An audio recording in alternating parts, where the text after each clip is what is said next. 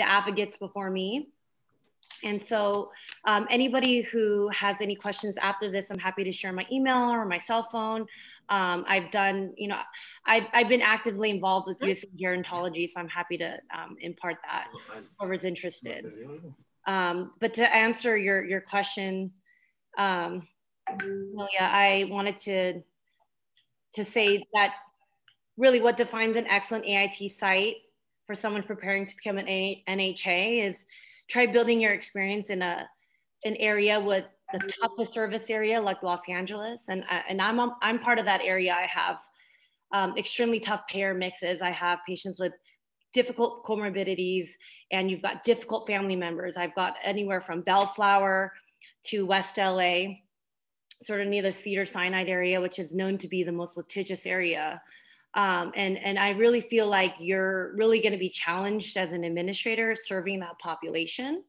I don't know, Jesse, you probably could add to a lot of things in Whittier, but I'd say that really your service area is going to define who you serve, and you know what your profit margin is going to be, given that being an AIT and being a nursing home administrator, it's a business. You're making money. And so, I mean, if you want to add anything to that, Jesse? Yes. So I 100% agree with what Judith said.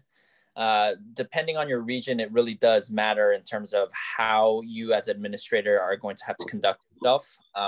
Not in terms of just how you care for your staff, your team, your residents, but more and so the Department of Health, the different types of payers and things like that. So what Judith said is right on the nail. What I would recommend in terms of preparing yourself for an AIT program would be to get experience with internship programs if you can, if possible, before.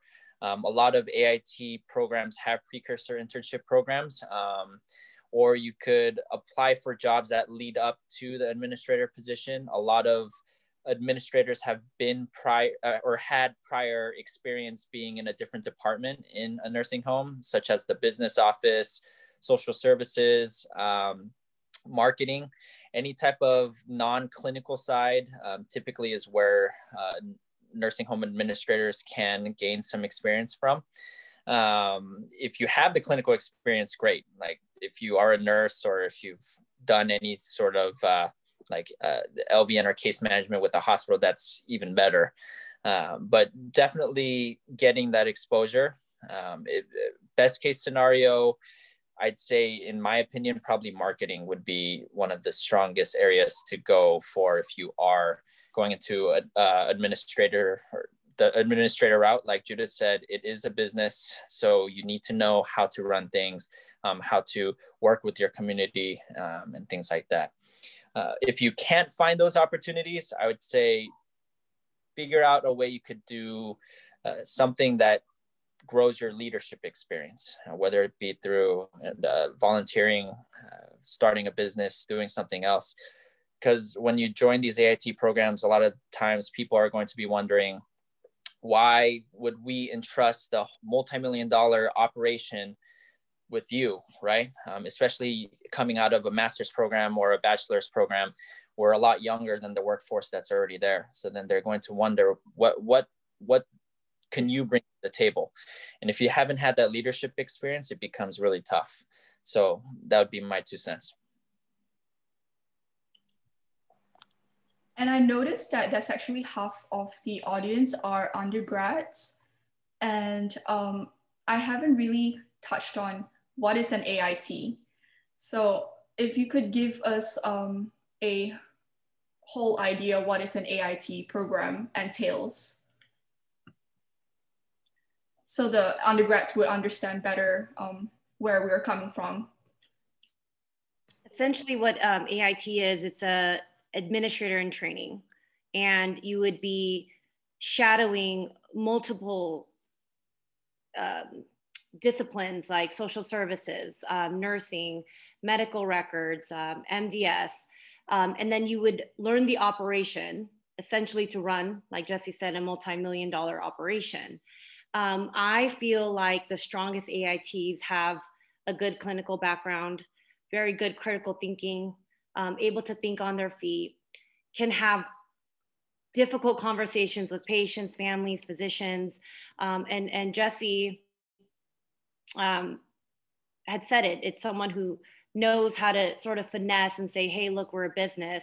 You're taking the business from the ground up, but you're going to learn the operation. It's essentially a mini hospital where you kind of have to lead a team. So Jesse, you want to add anything to that? Yeah, I think we should just go. I'll just always go after you. So much to say, right? Okay. So yeah, I agree with what Judith said. The AIT program is really the time to just soak in as much as you can from all the different departments. But to be a successful AIT, exactly like Judith said, you have to be good with people. I personally don't think you can be successful in this industry without being good with people, because it's whether or not you're dealing with something with a disgruntled employee or a disgruntled family member or a resident or the Department of Health, you're really going to be interacting with a lot of people. So start getting comfortable with meeting others, talking to others that you normally wouldn't want to talk to, right? Things like that, because that's going to really define whether or not you could be successful in this industry as an AIT, I guess. Yeah. Awesome. So I guess like the next leading question to is what defines a good practicum site to start the AIT program? Because there's just so many companies to start with. And, you know, as a fresh grad or people who are starting to look for AIT programs, it can get quite confusing. So I guess like what defines a good place to start off? I would say your preceptor is having a good preceptor who's willing to spend the time and willing to train you and educate you, help to navigate in a way that they understand that you can learn. So I was very fortunate. I had a tenured administrator who at the time was 10 years in, had seen it through all the changes. And she really did sit me down and talk about the daily, weekly, monthly meetings, sat me down in conversations with staff members, disciplining them, making sure that they're on track. I had a really good preceptor who was willing to take the time. And I think that would be the biggest distinguisher as to your success as an administrator. And of course, like the company you work with, if you work with a company that you do your AIT in a company that has availability and opportunities, of course, that would be something to look forward to.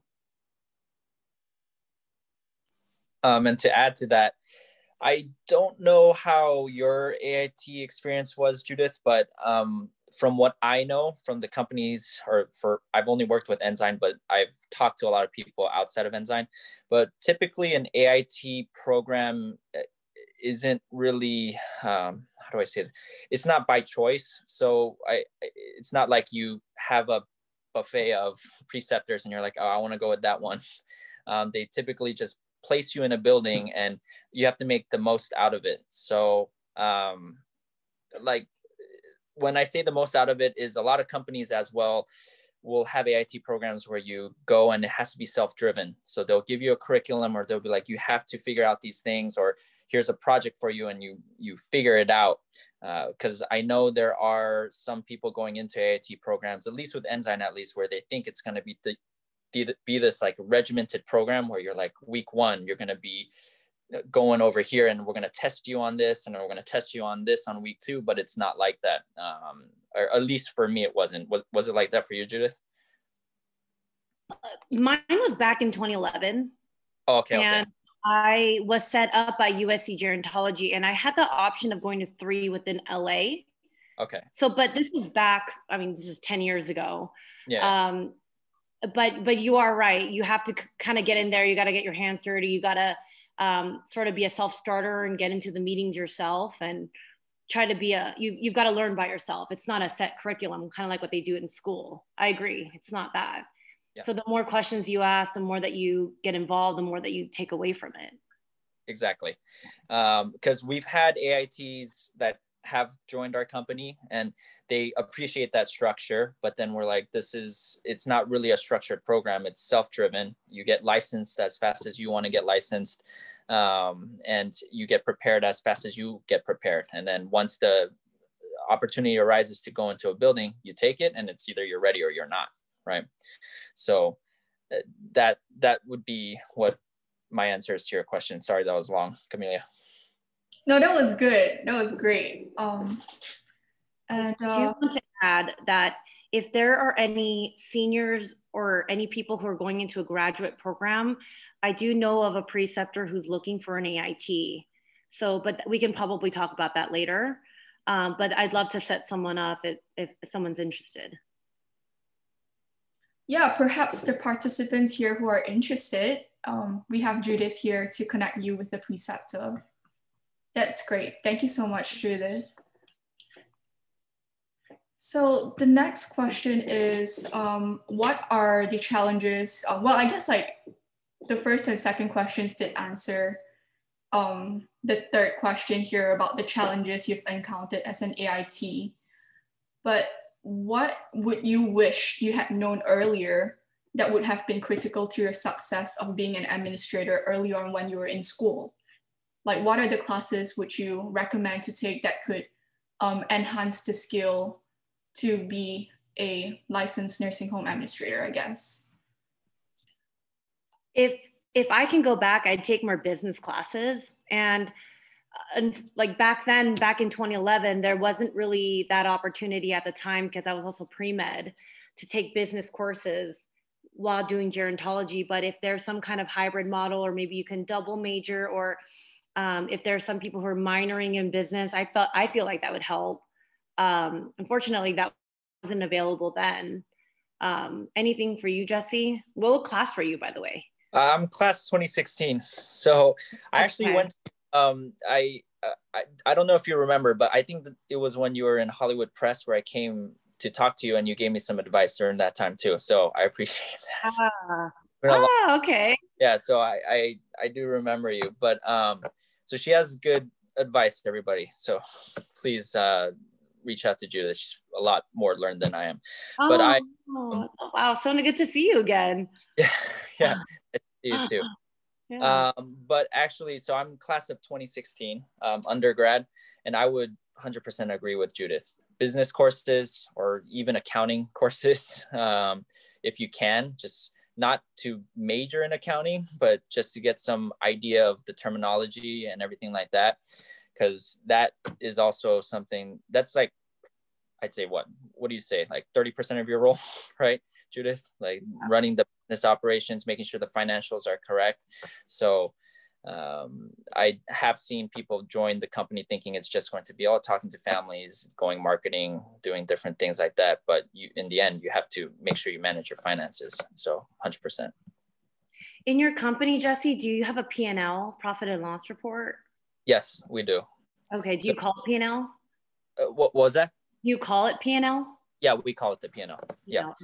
Yeah. So we have the P&Ls and things like that. If you're listening to me and Judith talk and you're like, what the heck's a P&L? That's probably code for maybe take a business course or look into just, look up Accounting for Dummies, the book, right? Just getting used to those terminologies, that should be very helpful. But aside from the business stuff, in terms of challenges or something that I wish I knew in college, I'd say I go back to what I said before in terms of expanding my leadership experience then.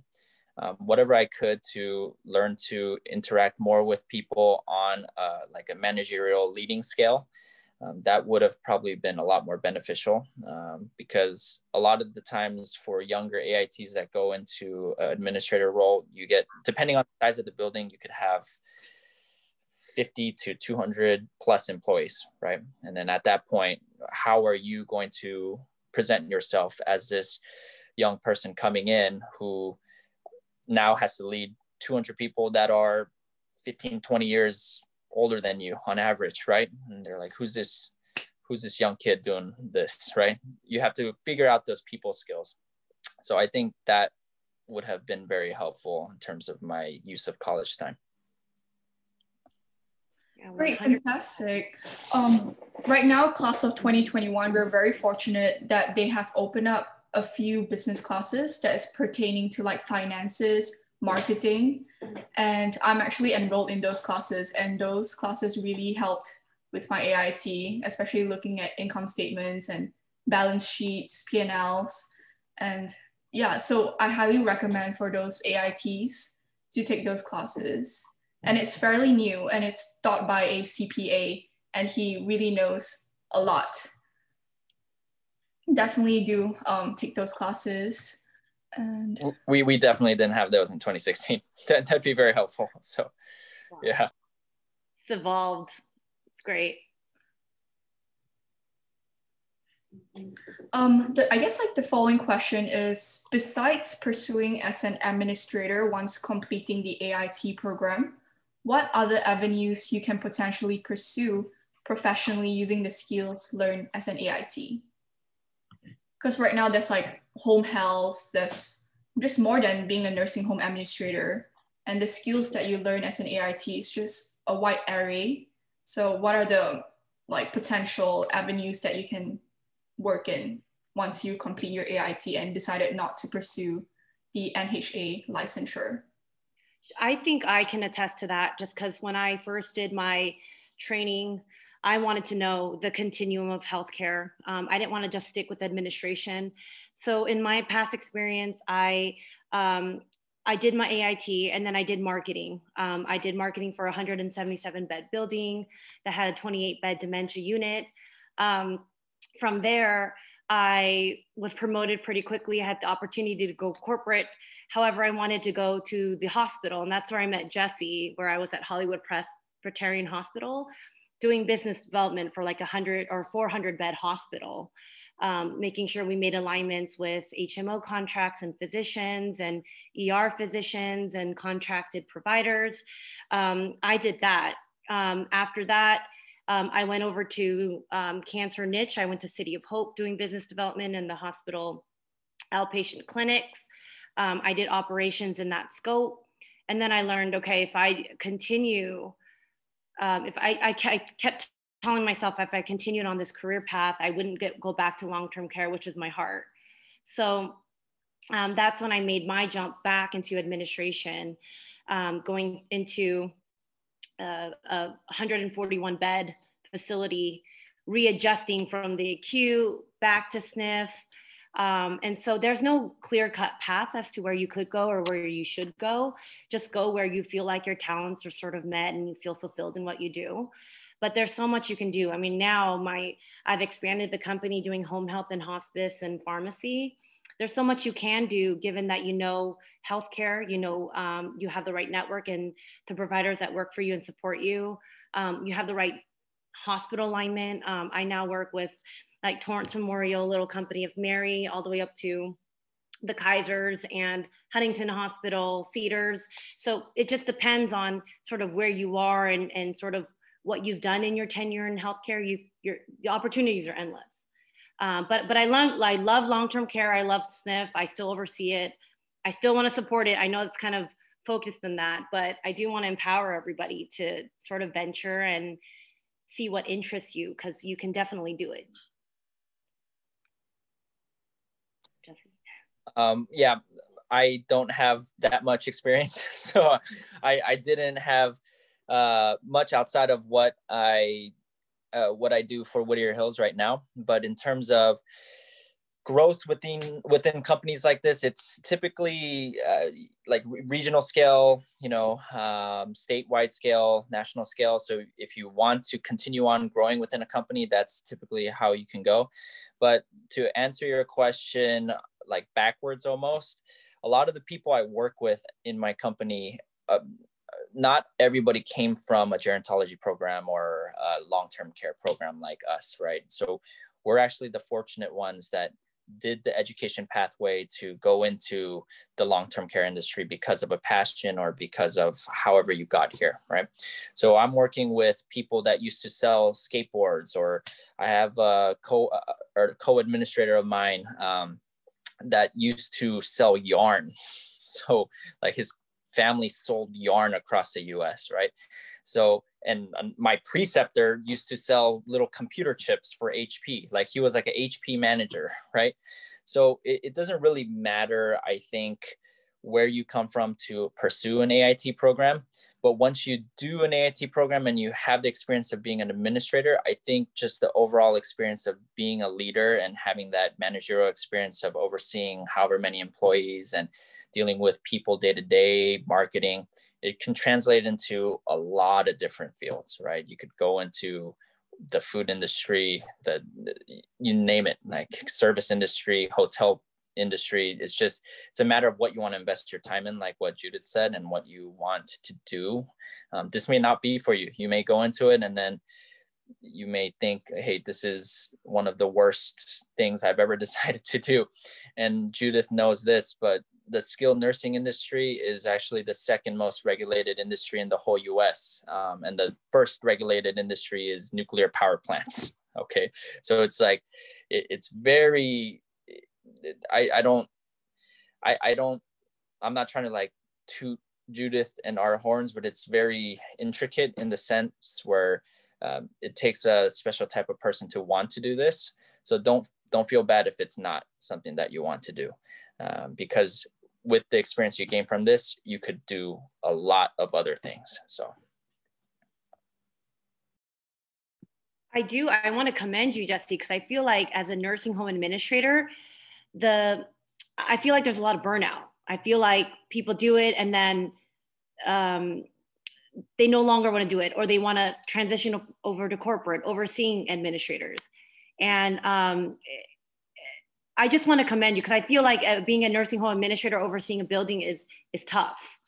And I want to empower everyone who's, who's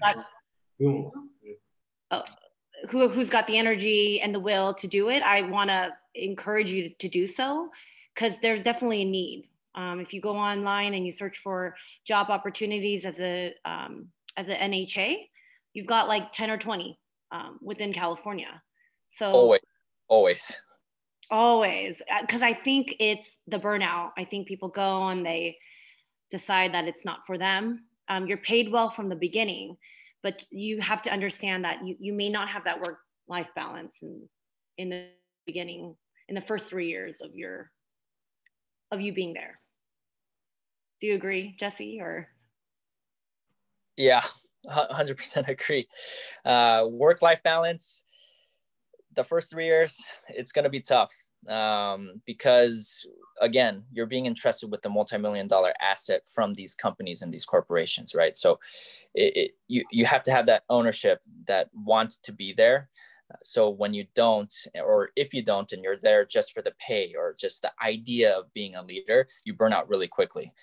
Those people tend to weed themselves out naturally because they just can't handle the stress level and the work-life balance, like Judith was saying. I have a administrator coworker of mine where he was a home health director of rehab / like company owner. And then he became an administrator with us with the building in Orange County that's really tough and had failed many, many annual inspections. And he was trying to flip it.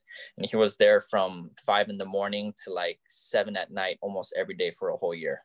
And he went from having all this energy in the beginning of like, I got this drive, we're going to flip it. And then towards the end of it all, he's like, he has dark circles on his eyes. Like, we're going to flip it. But then eventually we had to pull him out for his own sanity. And it wasn't him. It's just this industry can spit you out. So yes, I agree. Yeah. And if something goes wrong and you don't have the right staff, you don't have a good DON, you don't have competent staff, and somehow a patient dies, and you can go to court, and you just have to be prepared that you will be tried. Maybe not yourself, but you've got to speak on it, and you're going to have to speak on staff that may not be you. It's your nurses taking care of the patient. So it's not for the faint of heart. But I don't say this to discourage you, it's just to prepare. I wish someone had told me that prior too. Not that I've ever gone, I was taught. So if you go into it thinking, okay, this could happen, you do everything, you think 10 steps ahead, and you think of 10 different ways things can happen, and then you're good. But you always have to kind of think that way as an administrator. That answers the question for Sheila. She was asking, is there a life and work balance in your role? And that perfectly sums up here.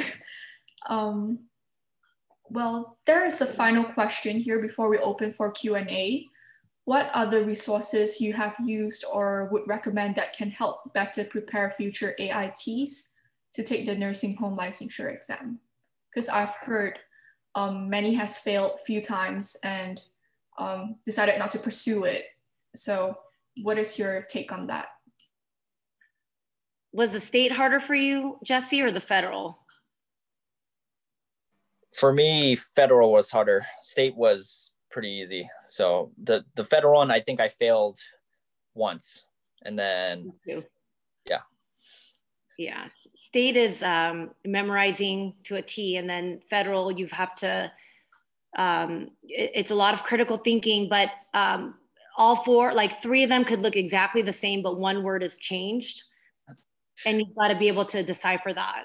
So I've heard the same thing, that federal people failed that multiple times. And I think you took it, Judith, since you and I took it, they changed it, I think, a year and a half ago or 2 years ago. So the federal test is actually completely new. Wow. Yeah.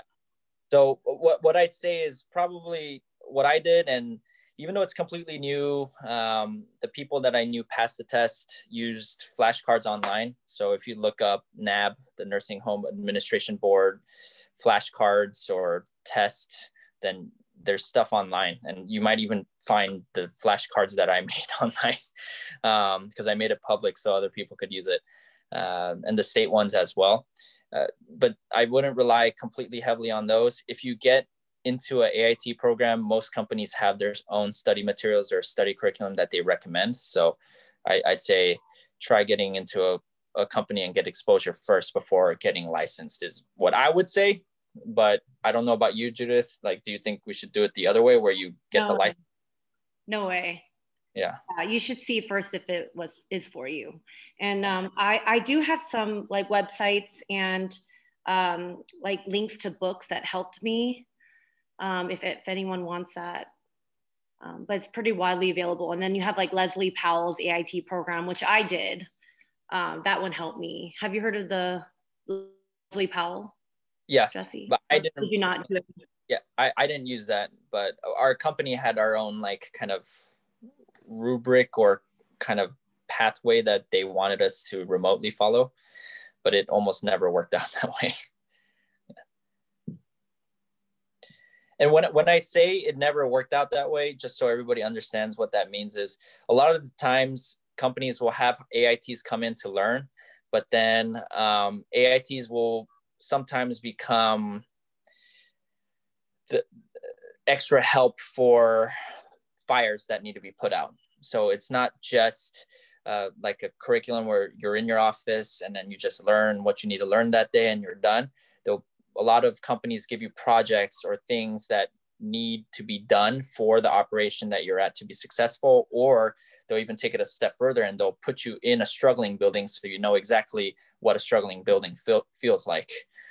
So when you get a building, which, by the way, most of the times when you are offered buildings after you train in an AIT program, it's almost rarely you get a perfect building wrapped for you. You typically get a building that has some sort of issue and you have to turn it, because it's rare. It's more rare for a good building to have an operator leave versus a building that's struggling have an operator leave. So you have to become master troubleshooters. Yeah, that is something that I did not know about. Like, it's like you said, it's not perfectly wrapped. That's why there's such a high turnover rate for administrators, like a lot of places. And there's so many openings, like Judith and Jesse said. So there are a lot of potential for our AITs here to excel in this leadership role. Since we have at least half an hour left, it is open to students for questions and discussions with guest speakers. Is there any questions from students? I have a question for Judith. I don't know which students in the audience might be pre-med students, but for those who are interested in medicine but don't know if they want to take on a more of an administrative role or want to take the route of becoming a physician, working with patients one-on-one in that setting, can you tell us a little bit more about your experience there or what inspired you to become an administrator? Yeah, I'm so glad you asked that. There's a program called USC. There's a mentor-mentee program at USC. I did that when I was in school. I currently am involved in that, and I have students that I push through every year, and they have full access to me. I was paired up with a surgeon in college, and I was pre-med, and I had the same questions of like, okay, I want work-life balance. This is what's important for me in my life. This is what I'm good at. This is where I want to be in my life. Or this is how much money I want to make when I graduate. You know, I had these like set goals. And ultimately what the surgeon told me at the time was, hey, if you want work-life balance, don't be a physician. He said the same thing to his kids and his family. If you want to have a life, then pursue business. And that's what I did. Ultimately, I kind of wish I didn't listen. And here's why, because he's a different person. I'm a different person. And his priorities are different. And really, if patient care is what you want to do, I'd say 100% go ahead and pursue that. If balancing a profit and loss report and making money for a business is your passion, then pursue that. But don't go based on what someone tells you to do. You really got to find it yourself. And also when I was in college, I had 8 internships from different things. I had AARP, which USC is tied to. I worked at Ultimed back when it was much smaller. So I wanted to know if I was in managed care. I also worked in a law firm. I didn't know if I wanted to be a lawyer, and that's okay. You're still in college, and it's okay to ask what you want to do, and you're not going to know until you do it. So if you're pre-med and you're debating that, I'd have the conversations with doctors. And I can connect you with some that are willing to mentor students and are part of USC Keck, who are still very involved. Have those conversations. Okay, what is it that you really want to do? What is it that you're interested in? How are you really going to impact change, right? That's kind of what USC tries to sort of push every day. How can you bring upon leaders and the smartest, brightest people in LA, and how can we put them out in the community and in the workforce? So it's really got to be a decision that you make yourself. But if you're interested in medicine, I'd say, I'd say pursue it too. It's really exciting. Does that answer your question? Yeah, thank you for sharing your experience. Sometimes I just feel like everyone has a different answer because they all have different experiences, some more personal than others. But I was just very curious about how you made that decision for yourself. But that was very helpful. So thank you. Yeah, I went to grad school. I did at USC in gerontology, and I had a peer who had completed the program, but ended up going into pharmacy. And then I had another peer who went into nursing. So even if you transition and do this, it's okay to say, okay, I did this and I loved it, but I want to do this. And even till now, I still learn. I still take classes. I have certificates in business, and I try to still pursue that because there might be things you can learn every day. So, I mean, that's just me. Some people love, doing what they do and they're great at it. Jesse, I'm sure that it eats up all your time being an administrator. But I mean, would you say the same thing as well? Like if you can go back and you're debating between pre-med or this, being in the gerontology program? Yeah. So, I mean, I think Judith's advice is absolutely perfect in the sense where you shouldn't ever take what somebody says as law, because their experience will be completely different. When I was in my AIT program, I was actually starting my own business. So I was working on a education business, a college counseling and tutoring place that helped high school kids with high school level research. And that is completely different. And then before that, I thought I was going to be a biomedical engineer at USC, but I absolutely hated my life. So I went to gerontology. And then before that, I thought I was going to go to the Air Force Academy and be a pilot. So I've had so many changes. And if I went with what somebody told me, like, this is the law and this is what you have to do, this is what you have to do, I would not be where I'm at today. I'm very happy with where I'm at today.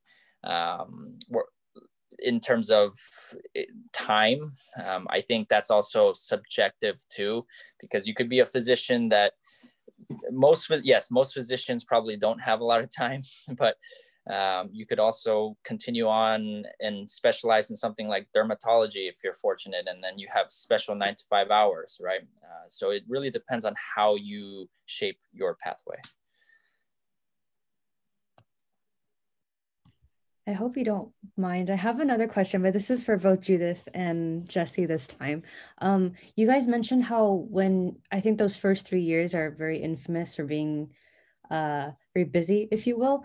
During that time, you guys obviously knew what you really wanted to do. That's why you're going through all this training. But in those 3 years, what kept you in perspective? Like, it could be as personal as possible. Like, what made you, like, what reminded you that this is what you really want to do? What were aspects of the job that made you go like, okay, it kind of sucks right now. It's really busy, but this is what I really appreciate about the job. Okay. So, I mean, every day you wake up and you're, for me, it's okay, I'm going to tackle this and I'm going to do that. And, this is how we're going to grow. Because for me, it's the ship's only going to go one way. It's going to go up. Right. So every day it's just coming with a good mentality, because let's say are you saying an administration? Are you talking about your AIT? Is that what you're? Yeah. Okay. So for me, it was, okay, there's always something. There's never a day where nothing happens, okay? Because you either have staffing issues, or you have a problem, or you have, it could be like an issue as big as a fire or patient fall. It's every day you have to remind yourself you're going to get through it. You have good staff, you believe in your staff, and the ship's only going to go one way. So every day it's just making those calls, and then overall it makes those big milestones. But every day you've got to set these goals. That's what helped me. I don't know, Jesse, do you have anything more to add to that? Because you're an administrator. So right now. Yeah.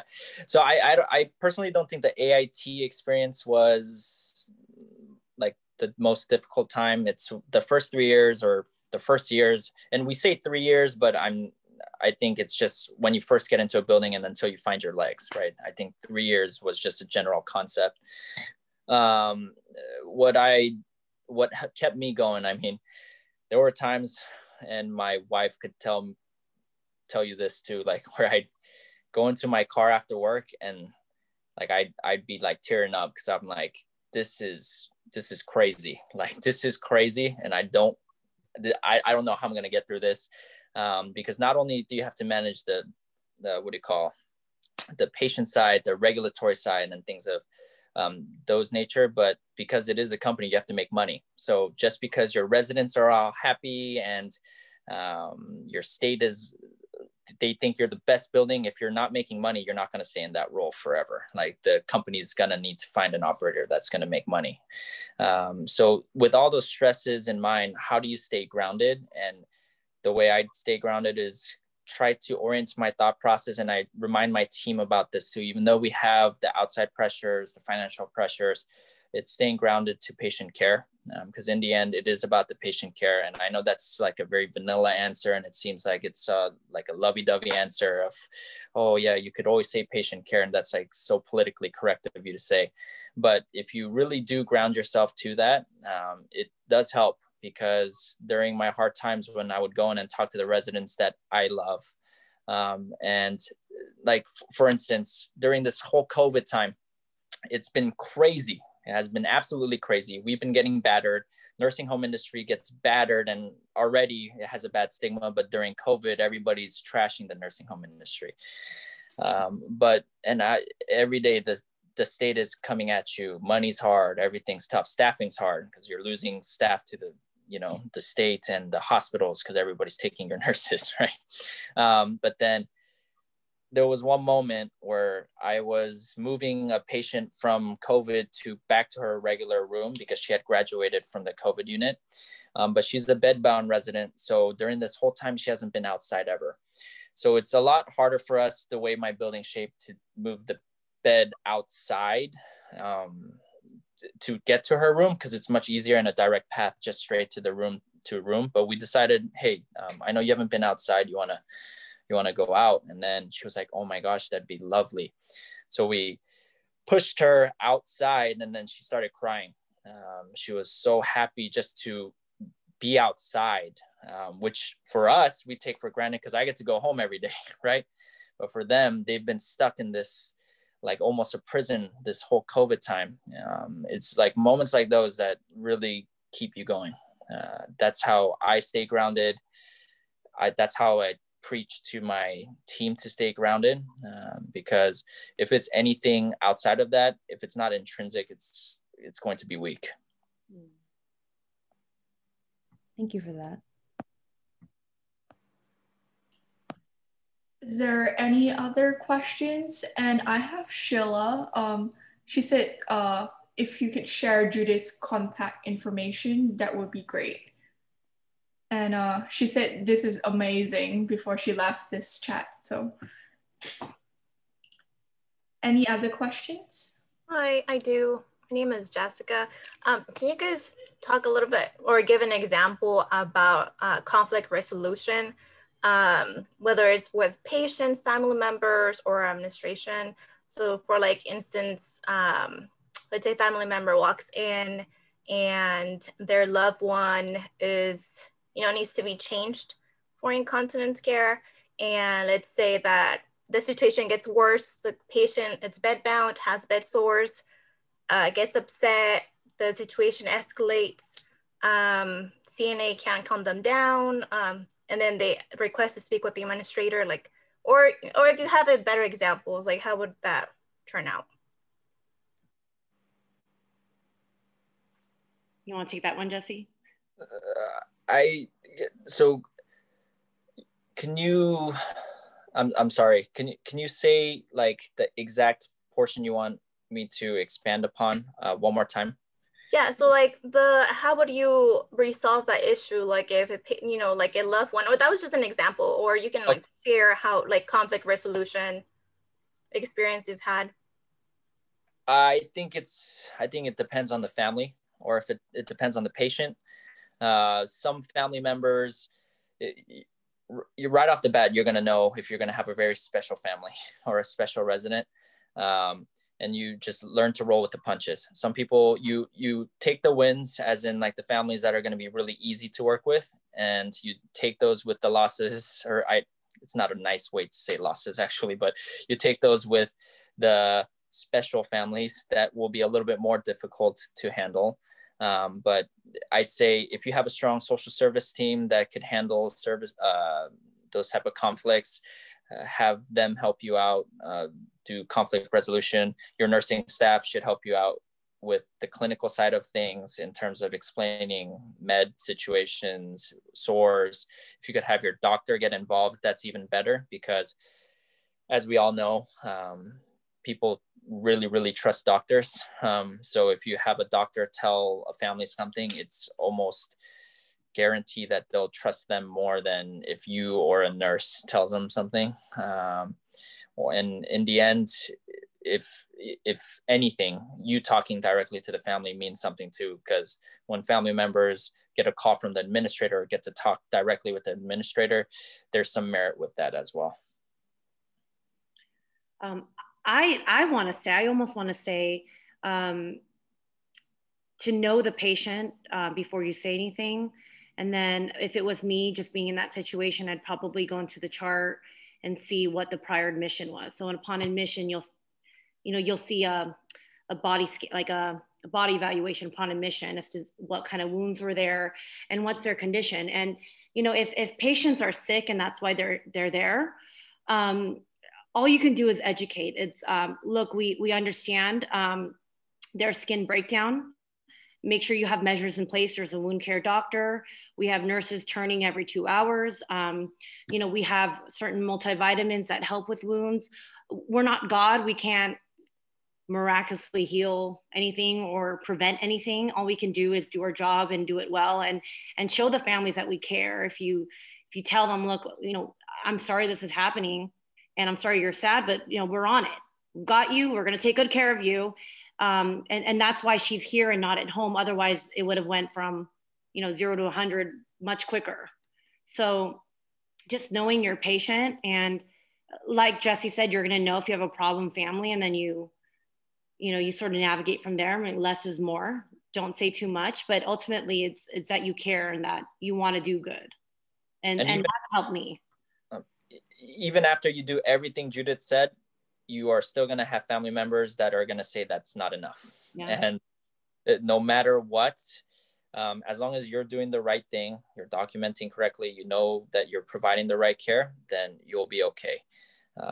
Because you can't please everybody. And this is something one of my preceptors told me is, if you put it into like kind of a metaphor of flowers and patients coming in as flowers, right? We're pretty much getting to care for them when all their petals are gone, right? So they're not going to be the prettiest, they're not going to be the happiest and shine for you, right? Like a full bloom, like fresh flower. They're probably going to be upset. They're going to be more agitated. They're the family members along with it, right? Because if their family members aren't doing well, then they probably have caregiver burnout. So you're not going to see the best of people, especially because we're in the industry of aging and people passing away. And to be honest, as humans, we're not all really good at processing that whole part of life, right? So you're going to see a lot more of those disgruntled family members than you think you are. And it could be out of guilt too, right? Mm-hmm. That they can't take care of them at home.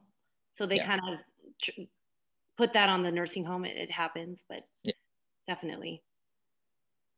Thank you. We have another 7 more minutes. Is there any last minute questions? Hi, thank you both for coming and speaking to us. This has been so wonderful hearing about your guys' experiences and all the wisdom. I just have a quick question, like on a daily basis, how much do you think like you interact with the residents, or you're able to have that like one-on-one interaction with them versus like you being in the office and you having to do those operational management, like paperwork type things? Okay, what I like to do, first thing when I get in, I like to go and do rounds and make sure before shift, before the 7 a.m., you go around, you know, if you can, go around 6:45, see what the shift looks like upon it. So you kind of check all shifts, and then you do rounds so that there's a presence. They know who you are, that you're looking. If there's a boss that's checking, calling things out, oh, hey, privacy, you're not doing this or that, doing that. Of course, like in good grace, and you're going to be full of grace and nice, and you're just going to gently remind your staff that this is what we have to abide by. Then they know that someone's watching. So that for me has helped. There's going to be a ton of things that you have to do in the office, but I personally like to be a little more hands-on. Every administrator is different. But I feel like it also provides like moral support for the staff, that they're just not in the trenches by themselves. I do it too. If there's a call light, I answer it. I'm not really above anything. So that's my point of view. For me, I'd say your day is really not set in stone.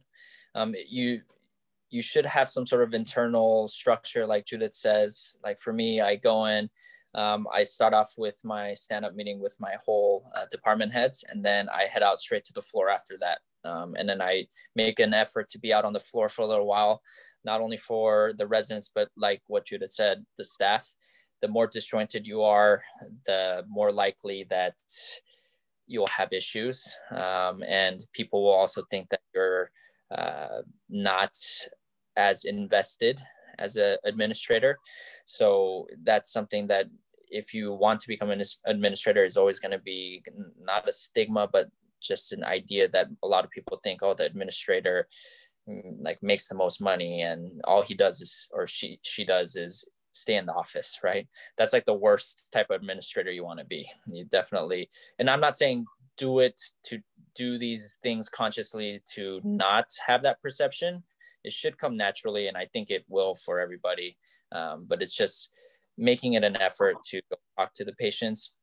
But there's no, I don't think I could break it down in terms of a time frame, because one day I'll go in and I'll have a list of things I want to do, and I leave work not finishing one of the things because I'll be putting out fires or doing something completely different that requires more attention. So actually that's a skill that you could practice, prioritizing, because prioritizing becomes absolutely indispensable in this industry.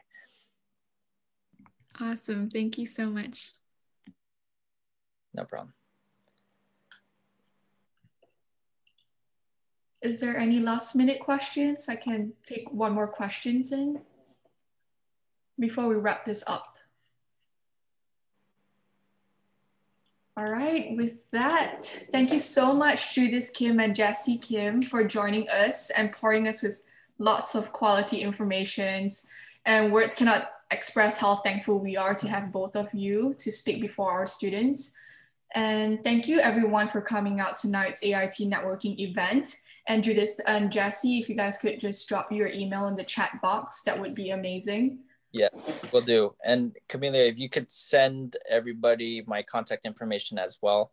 I'm more than willing to tour you around my facility if you're not afraid of COVID, to come by and show you what a nursing home looks like, and yeah, see if there's opportunities for you. So just let me know.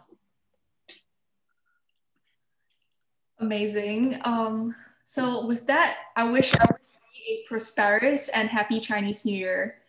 And thank you everyone, and goodbye for now. Thank you. Thank you. Thank you. Thanks. Thank you.